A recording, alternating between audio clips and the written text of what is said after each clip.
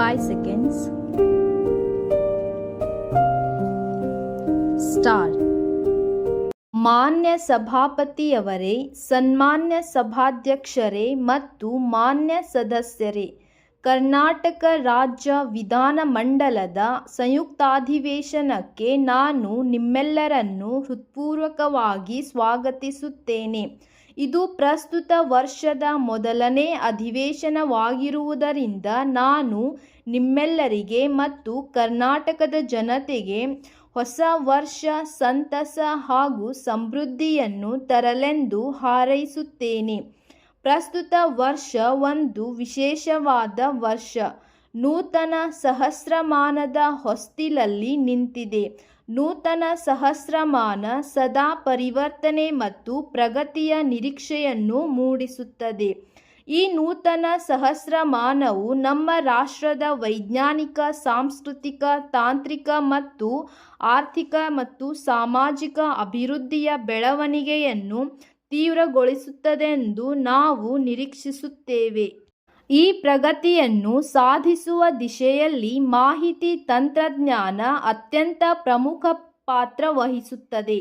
ಸಮಾಜದ ದುರ್ಬಲ ವರ್ಗಗಳ ಪ್ರಯೋಜನಕ್ಕಾಗಿ ಬೃಹತ್ ಪ್ರಮಾಣದಲ್ಲಿ ವಸತಿ ಸೌಲಭ್ಯ ಕಲ್ಪಿಸುವ ಕಾರ್ಯಕ್ರಮವನ್ನು ಹಮ್ಮಿಕೊಳ್ಳುತ್ತೇವೆ ಎಂಬುದು ಈ ಸರ್ಕಾರವು ಅಧಿಕಾರಕ್ಕೆ ಬರುವ ಸಂದರ್ಭದಲ್ಲಿ ಜನತೆಗೆ ನೀಡಿದ್ದ ಮುಖ್ಯವಾದ ಭರವಸೆಗಳಲ್ಲಿ ಒಂದಾಗಿತ್ತು ಎನ್ನುವ ಅಂಶವನ್ನು ಮಾನ್ಯ ಸದಸ್ಯರ ಗಮನಕ್ಕೆ ತರಬಯಸುತ್ತೇನೆ.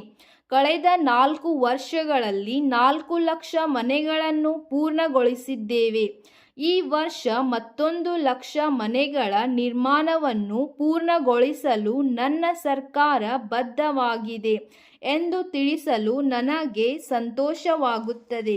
ನನ್ನ ಸರ್ಕಾರವು ಕಳೆದ ಕೆಲವು ವರ್ಷಗಳಿಂದಲೂ ಪರಿಶಿಷ್ಟ ಜಾತಿ ಮತ್ತು ಪರಿಶಿಷ್ಟ ವರ್ಗಗಳಿಗೆ ಉಪಯುಕ್ತವಾಗುವಂಥ ಮತ್ತು ಅವರ ಜೀವನ ಮಟ್ಟದಲ್ಲಿ ಸಾಕಷ್ಟು ಸುಧಾರಣೆಯನ್ನು ತರುವಂಥ ಕಾರ್ಯಕ್ರಮಗಳಿಗೆ ಹೆಚ್ಚು ಗಮನ ನೀಡಿದೆ. ಶಿಕ್ಷಣ, ಗೃಹ ವಸತಿ, ನೀರಾವರಿ ಯೋಜನೆಗಳಿಗೆ ಪ್ರಮುಖ ಪಾತ್ರ ಕೊಟ್ಟಿದೆ ಎಂದು ಹೇಳಬಯಸುತ್ತೇನೆ. ಪರಿಶಿಷ್ಟ ಜಾತಿ ಮತ್ತು ಪರಿಶಿಷ್ಟ ಪಂಗಡಗಳ ಜನರ ವಿದ್ಯಾಭ್ಯಾಸಕ್ಕೆ ನೀಡಿರುವ ಸೌಕರ್ಯಗಳಿಂದ ಅವರ ಬದುಕಿನಲ್ಲಿ ಬಹಳ ಸುಧಾರಣೆಯಾಗಿದೆ. ಈ ವರ್ಗಗಳ ಬಾಲಕ ಬಾಲಕಿಯರು ಇನ್ನೂ ಹೆಚ್ಚಿನ ಶೈಕ್ಷಣಿಕ ಸಾಧನೆಗಳನ್ನು ಮಾಡುವುದಕ್ಕೆ ಉತ್ತೇಜನ ನೀಡುವ ದೃಷ್ಟಿಯಿಂದ ಪ್ರಪ್ರಥಮವಾಗಿ 5 ಪ್ರತಿಭಾವಂತ ವಿದ್ಯಾರ್ಥಿನಿಯರನ್ನು ಉನ್ನತ ವ್ಯಾಸಂಗಕ್ಕೆ ವಿದೇಶಕ್ಕೆ ಕಳುಹಿಸಿಕೊಡಲು ನನ್ನ ಸರ್ಕಾರವು ಉದ್ದೇಶಿಸಿದೆ. ಕೇಂದ್ರ ಲೋಕಸೇವಾ ಆಯೋಗ ಮತ್ತು ಕರ್ನಾಟಕ ಲೋಕಸೇವಾ ಆಯೋಗ ನಡೆಸುತ್ತಿರುವ ಸ್ಪರ್ಧಾತ್ಮಕ ಪರೀಕ್ಷೆಗಳನ್ನು ತೆಗೆದುಕೊಳ್ಳುವ ಪರಿಶಿಷ್ಟ ಜಾತಿ ಮತ್ತು ಪರಿಶಿಷ್ಟ ಪಂಗಡಗಳ ಪ್ರತಿಭಾವಂತ ಯುವಕ ಯುವತಿಯರಿಗೆ ತರಬೇತಿ ನೀಡುವ ಕೇಂದ್ರವೊಂದನ್ನು ಪ್ರಾರಂಭ ಮಾಡುತ್ತಿದ್ದೇವೆಂದು ತಿಳಿಸಲು ಹರ್ಷಿಸುತ್ತೇನೆ. ಸ್ಪಂದನಶೀಲ ಹಾಗೂ ಬೆಳವಣಿಗೆ ಆಧಾರಿತ ಗ್ರಾಮೀಣ ಅರ್ಥವ್ಯವಸ್ಥೆ ಸಾರ್ಥಕವಾಗಬೇಕಾದರೆ ರಾಜ್ಯದ ಅಭಿವೃದ್ಧಿ ಪ್ರಯತ್ನಗಳಲ್ಲಿ ಜನರು ಹೆಚ್ಚಾಗಿ ಭಾಗವಹಿಸಬೇಕು.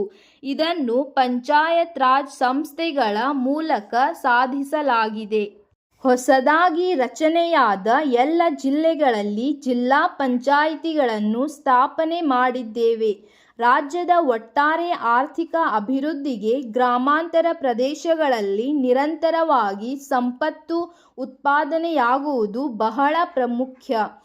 ಕೃಷಿ ಮತ್ತು ತೋಟಗಾರಿಕೆ ಉತ್ಪಾದನೆಗಳ ಸತತ ಬೆಳವಣಿಗೆಯ ಮೂಲಕ ಮಾತ್ರ ಇದನ್ನು ಸಾಧಿಸಬಹುದಾಗಿದೆ.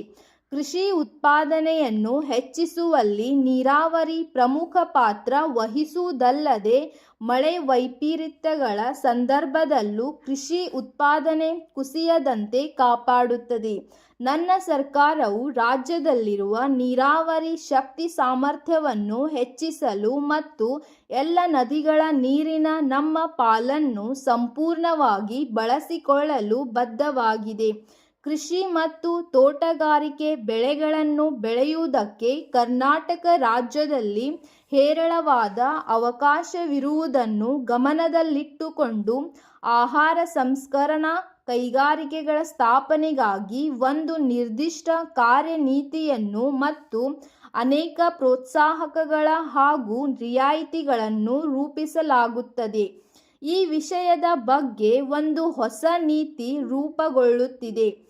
ಇದರಿಂದ ವ್ಯವಸಾಯಗಾರರಿಗೆ ಸಾಕಷ್ಟು ಮತ್ತು ಆದಷ್ಟು ಸ್ಥಿರವಾದ ಪ್ರತಿಫಲ ಖಚಿತವಾಗಿ ದೊರೆತು ತುಂಬಾ ಪ್ರಯೋಜನವಾಗುವುದಲ್ಲದೆ ಕೃಷಿ ಮತ್ತು ತೋಟಗಾರಿಕೆ ಉತ್ಪನ್ನಗಳ ಬೆಲೆ ಜಾಸ್ತಿಯಾಗುತ್ತದೆ.